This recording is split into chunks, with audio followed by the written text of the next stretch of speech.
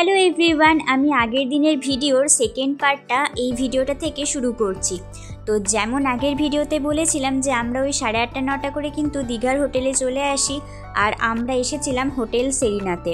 তো দীঘার হোটেলগুলো দিওয়ালির জন্য কেমন সাজিয়েছে ওটুকুই আপনাদের জন্য দেখালাম। এবার চলুন হোটেলের ভিতরে যাওয়া যাক।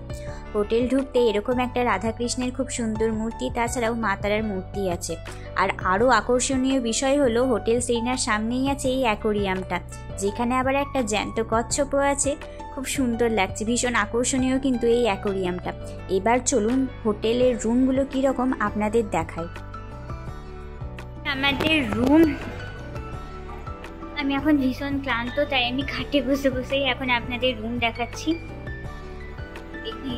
একটা টিভি আছে রুমের মধ্যে, আর এই আলমারিটা আছে, আয়নাও আছে। কাছ থেকে দেখালে ভালো হতো, কিন্তু আমি আর পারছি না। এই যার যে গলিটা দেখছেন, এই গলিটার সামনে গিয়ে বাথরুম আছে। আর খাটের পাশেই আছে এই ব্যালকানি। ব্যালকানি থেকে শহরটা দেখা যায়, দীঘা শহর দেখা যায়, তবে হ্যাঁ সমুদ্র দেখা যায় না। চেয়ার দিয়েছে এই যে, আর খাটটা এই যে, এই মাত্র এলাম তাই একটু এলোমেলো আছে। খুব টায়ার্ড লাগছে, রেডি হয় আবার বেরোতে হবে। তো এত জার্নি করে আসার পর 10-15 মিনিটের মধ্যে কিন্তু আবার আমরা রেডি হয়ে গেছি সমুদ্রের তীরে যাওয়ার জন্য। এমনিতেও আমাদের বেরোতেই হতো, কারণ রাত্রে ডিনারটা আমরা বাইরেই করব, আর সমুদ্রও একবার দেখে নেব। তো চলে এসেছি নিউ দীঘা সি বিচে।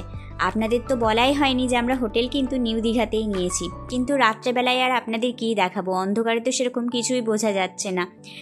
তাও যেটুকু যা বোঝা যাচ্ছে একটু ক্যামেরাবন্দি করেছি। তো রাত্রে সেরকম আর কিছুই করিনি, নিউ দীঘার মার্কেটটা একটু ঘুরেছিলাম, তাও যদিও অর্ধেক দোকান বন্ধ হয়ে গেছিলো, আর খাওয়া দাওয়া করে আমরা ঘুমোতে চলে গেছিলাম। সকালবেলায় এখন আমি, মা আর বৌদি ভাইয়ের মা মানে জেঠিমা, আমরা 3জন মিলে যাচ্ছি সূর্যোদয় দেখতে সমুদ্র থেকে।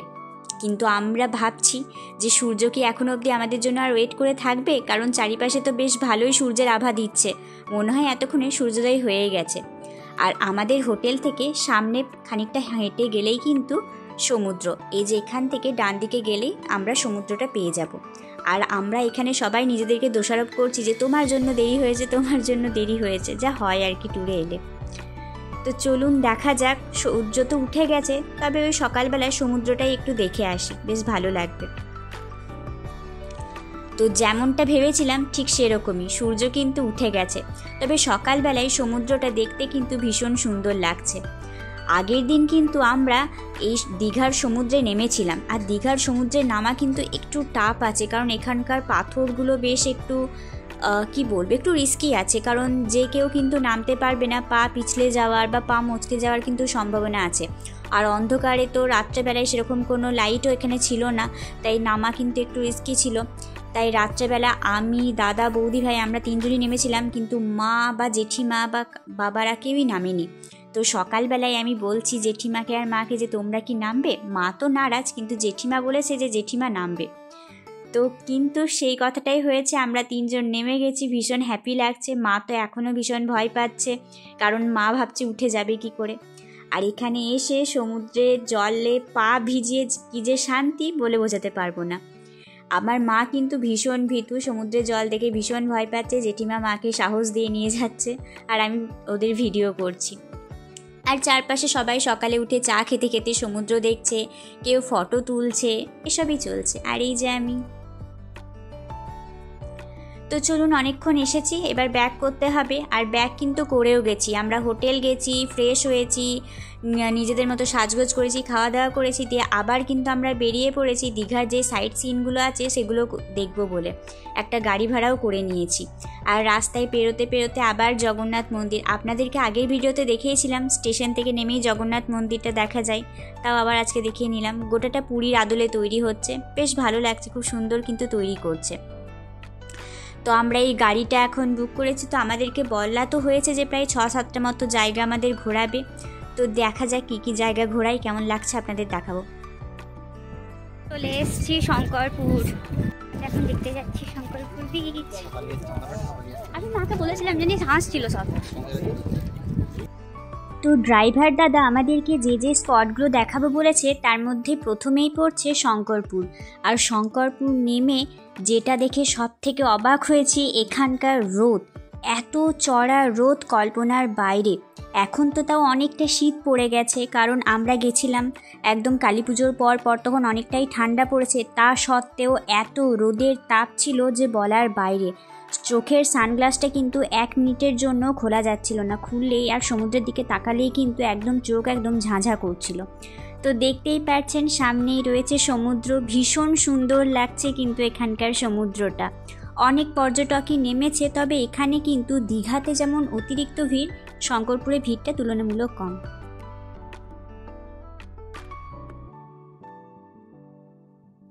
এই শঙ্করপুর বিচে কিন্তু আমরা সবাই ভীষণ এনজয় করেছি, নিজেদের মতো ছবি তুলেছি। আর এখানকার ঢেউগুলো কিন্তু ভীষণ মারাত্মক লেভেলের, 2-1টা ঢেউ আসছিল, পুরো চারপাশ ভিজিয়ে দিচ্ছিল। আমার বাবা মা আমাকে তো প্রায় ভিজিয়ে দিয়েছে অনেকবার ছবি তুলতে গিয়ে। শঙ্করপুর ব্রিজে আর ঢেউগুলো যাতাই বড় বড়, পুরো একবারে ওই যে ছবি তুলছে পুরো ভিজিয়ে দিচ্ছে। আমি একটু আগে ছবি তুলছিলাম, পুরো ভিজিয়ে দিচ্ছিল, বাট ফিলিং গুড। এইরকম এটা কম হয়ে গেল, মাঝখানে 2-1টা ঢেউ যাতাই বড় বড় আসছে। এই শঙ্করপুর বিচে কিন্তু আমরা প্রায় 1-1.5 ঘন্টা মতো ছিলাম, অনেকক্ষণ ছিলাম, অনেকটা এনজয় করেছি। তারপর কিন্তু আমরা এখান থেকে বেরিয়ে যাচ্ছি, কারণ আরও অনেক স্পট ঘুরতে হবে।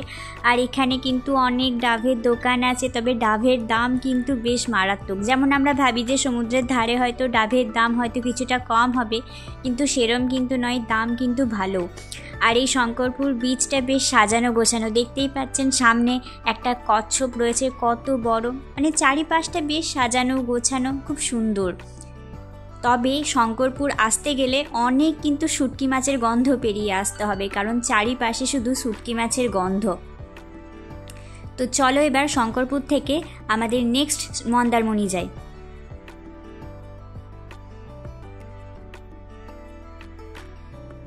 তো এখন আমরা চলে এসেছি মন্দারমণিতে। মাঝখানে কিন্তু তাজপুর এরকম অনেক জায়গা ছিল, কিন্তু একই সমুদ্র। আর যেহেতু শঙ্করপুরে আমরা অনেকক্ষণ ছিলাম, তাই রোদে আমাদের মাথাটা অনেকটা ধরে গেছিলো, তাই একই সমুদ্র ওরকম কয়েকটা তাজপুর এই জায়গাগুলো আমরা ওই গাড়ি থেকেই দেখে নিয়েছি। কিন্তু আমরা মন্দারমণিতে এসে আবার নেমেছি। আর মন্দারমণির বিচটা কিন্তু আমার ভীষণ সুন্দর লেগেছে, অনেকটা কিন্তু পুরীর মতো। হ্যাঁ, পুরীর মতো মানে অতিরিক্ত ঢেউ হয়তো নেই, পুরীতে যেমন ঢেউটা একটু বেশি, এখানে মন্দারমণির ঢেউ কিন্তু অতটা বড় নয়, বেশ ছোট ছোট। তবে দেখুন অনেকটা বেশ বালি রয়েছে। দীঘাতে যেমন বালির পরিমাণটা, তটে বালির পরিমাণ খুব কম, কিন্তু মন্দারমণিতে বেশ ভালো। আর আরও একটা ভালো দিক হচ্ছে দীঘাতে কিন্তু প্রচুর ভিড়, প্রচুর একদম মানুষের গাদাগাদি, কিন্তু দেখুন মন্দারমণির বিচটা বেশ ফাঁকা ফাঁকা। আমার পার্সোনালি কিন্তু দীঘার চেয়ে মন্দারমণি বিচটা বেশি ভালো লেগেছে। আমরা আগে যদি জানতাম তাহলে কিন্তু আমরা মন্দারমণিতেই আসতাম। আর এই মন্দারমণি বিচে এসে আমরা সবাই কিন্তু আফসোস করছিলাম কেন আমরা মন্দারমণিতে এলাম না। তো চলে এসছি এখন মন্দারমণি সমুদ্রে। এই দেখুন একটা পেয়েছি।